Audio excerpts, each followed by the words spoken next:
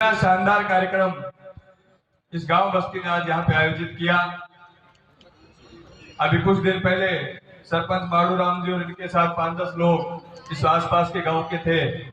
सब लोग विराटनगर में मुझसे मिले और उन्होंने कहा कि बहुत बड़ा हमारे 5 गांव का, चनेजाओं के 5 गांव का बड़ा कार्यक्रम माजरा में होगा, आपको आना है।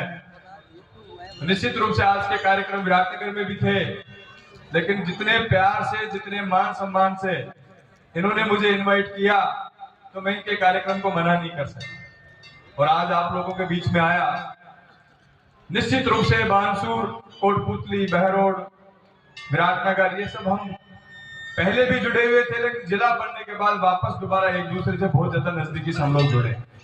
और मेरा सौभाग्य है कि आप सब लोगों के आशीर्वाद से हमारे वरिष्ठ नेता शकुंतला जी, ललित जी, संजय जी, जो भी, बलजीत जी, सारे जितने हमारे जिले के नेता हैं, इन सब के सहयोग से और मेरे राजनीतिक गुरु हमारे नेता आदरणीय सचिन पायलट साहब के आशीर्वाद से इस जिले की कमान कांग्रेस पार्टी ने मुझे दी, आप लोगों के सहयोग करने के। साथियों, ये कांग्रेस पार्टी जिसका इतिहास बहुत पुराना है, वैसे तो आज मेले का कार्यक्रम है, लेकिन मैं आया हूं तो कम से कम मेरी बात आपके बीच में रख करके जाऊंगा। अभी महाराज बलराम दास जी बोल रहे थे, संविधान की बात कर रहे थे कि इस देश के संविधान ने हम लोगों को ताकत दी है। आज याद करो, आजादी से पहले का समय, कई बुजुर्ग हैं जिनकी उम्र 80-90 साल है, किसी की 100 साल की भी है, गांव में कई लोग।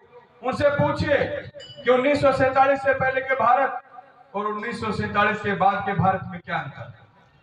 1947 से पहले का भारत जिसमें अंग्रेजों की हुकूमत थी, जिसमें राजाओं की हुकूमत थी, राजा का बेटा राजा बनता था, उनके मुंह से बोले हुए शब्द कानून होते थे। लेकिन इसके बाद तस्वीर बदली। हमारे बुजुर्गों ने 200 साल तक लड़ाई लड़ी हिंदुस्तान को आजाद कराने के लिए। 1947 में हमारा देश आजाद हुआ और 1952 में पहली बार हमारे देश में चुनाव हुआ।